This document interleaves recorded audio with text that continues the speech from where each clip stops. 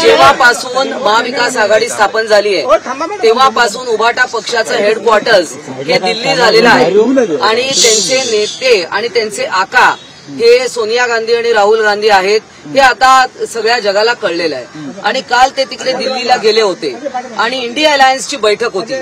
ज्या उद्धव ठाकरेंना युतीमध्ये शिवसेना भाजप युतीमध्ये इतका मान सन्मान होता की त्यांच्या आदेशानुसार सगळं चालायचं आणि मध्यस्थानी असायचे, त्यांची खुर्ची पण वेगळी मध्यस्थानी असायची, त्यांना आता दिल्लीमध्ये जाऊन 5व्या 6व्या रांगेवर बसावं लागतंय आणि असं केविलवाणे असे बसले आहेत 3 जण आपण पाहतोय। तिकडे आदित्य ठाकरे आहेत, अन्य पण त्यांचे सहकारी आहे, सकाळचा भोंगा जो आहे ते काय त्यांचा विश्वप्रवक्ते ते सुद्धा तिथे आहेत।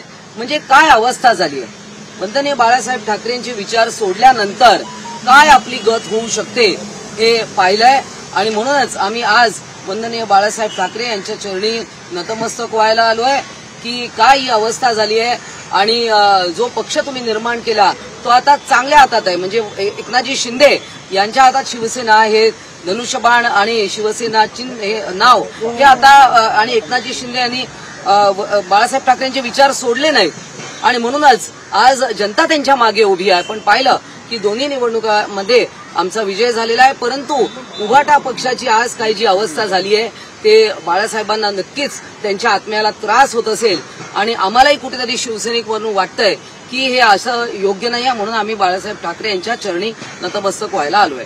पण या ठिकाणी वंदनीय बाळासाहेब ठाकरे, हिंदू हृदय सम्राट बाळासाहेब ठाकरे यांचे विचार सोडले। स्वतः म्हणतायत की मी बाळासाहेबांचा पुत्र आहे, ठाकरे ब्रँड आहे। कुठे तो ठाकरे ब्रँड? तुम्ही दिल्लीला जाऊन नुसते बाकला नाहीत तर तुम्ही तिथे झुकला नाहीत तर तुम्ही तिथे सरपटलात। आज ज्या पद्धतीने 6व्या रांगेमध्ये तुम्हाला बसायला मिळालेलं आहे, खरं तर पुढच्या वेळेला ते 6वी रांग सुद्धा असणार नाहीये। हा खरं तर मी एवढंच सांगते, उद्धवजी तुम्ही शिवसैनिकांना काय उत्तर देणार आहात? जर आज हिंदू हृदय सम्राटांनी आम्हाला स्वाभिमान शिकवला, आम्हाला अभिमान शिकवला, आम्हाला हिंदुत्व शिकवला, हे सगळं तुम्ही सोडलेलं आहे। कुठे आहे तुमचा स्वाभिमान? कुठे आहे तुमचा अभिमान? कुठे आहे तुमचं हिंदुत्व? आज काय अवस्था झाली आहे बघा। तुम्ही संपूर्णपणे उभाटा ही सोनिया गांधी आणि राहुल गांधीच्या पायावर तुम्ही टाकलेली आहे। आतापर्यंत या स्मृतीस्थळावर किती वेळा राहुल गांधी आणि सोनिया गांधी आले हो तुमच्या इथे नतमस्तक व्हायला? एक काळ असा होता की मातोश्रीवर सर्वजण जात होते। अगदी जेव्हा भाजप बरोबर ताई महायुती होती तेव्हा सुद्धा अमित शहा सुद्धा तुम्हाला मातोश्रीवर येऊन भेटत होती। परंतु जेव्हा तुम्ही हिंदुत्व सोडलं त्यानंतर तुमची काय अवस्था झालेली आहे तुम्ही बघा।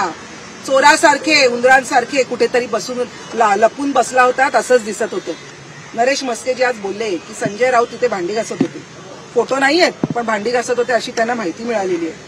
आता तुम्ही तिथे बसून सोनिया गांधी आणि राहुल गांधींचीच भांडी घासा, हेच तुमच्या आयुष्यात आहे आणि हेच तुमचं नशीब आहे। आपण जर बघितलं तर गेल्या काही दिवसात राज ठाकरे उद्धव ठाकरे यांची जवळीक बघायला मिळते। राज ठाकरे सुद्धा उद्धव ठाकरेंना भेटायला गेले होते, मात्र ज्यावेळी उद्धव ठाकरेंनी राज ठाकरेंना सल्ला दिला होता तेव्हा राज ठाकरेंनी म्हटलं होतं की राज ठाकरेंनी भाजप किंवा देवेंद्र फडणवीसांना भेटू नये, त्यांची जवळीक टाळावी। त्यावेळी राज ठाकरेंनी म्हटलं होतं की तुम्ही काँग्रेस सोडणार आहात का? मात्र सोडणार आहात का म्हणण्यापेक्षा काल तर हे सगळी अगदी मला वाटतं राज ठाकरे आणि मनसैनिकांनी बघितलेली आहे की उभाटाची अवस्था काय आहे। त्याच्यामुळे ते नक्कीच विचार करतील की अशा संपलेल्या पक्षाची, आधीच काँग्रेस संपलेला आहे त्यामध्ये अजून एक संपलेला पक्ष।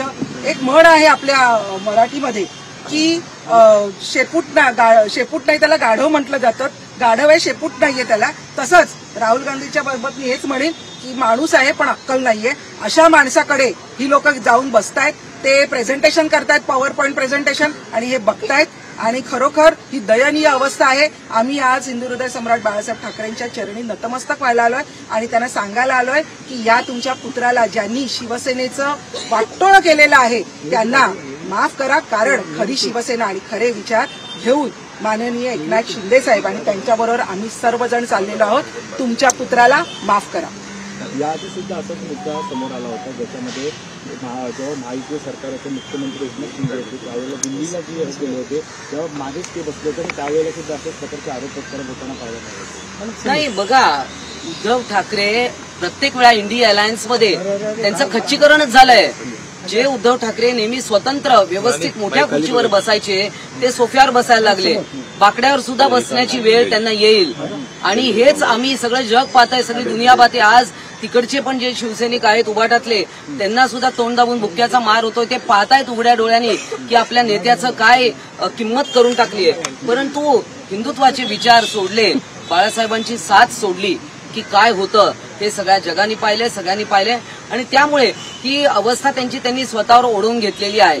म्हणजे ज्या फडणवीसांना ते नावं ठेवायचे, त्यांना जाऊन पुष्पगुच्छ देणं आणि वारंवार भेटणं हे कशासाठी आम्हाला समजतंय. पण ज्या एकनाथ शिंदेंनी आज शिवसेना मोठी करण्यासाठी महाराष्ट्रामध्ये एवढे कष्ट केले, एवढी मेहनत केली, ते एकनाथ शिंदे मात्र तुम्हाला दूरचे वाटतायत. ही खंत आहे.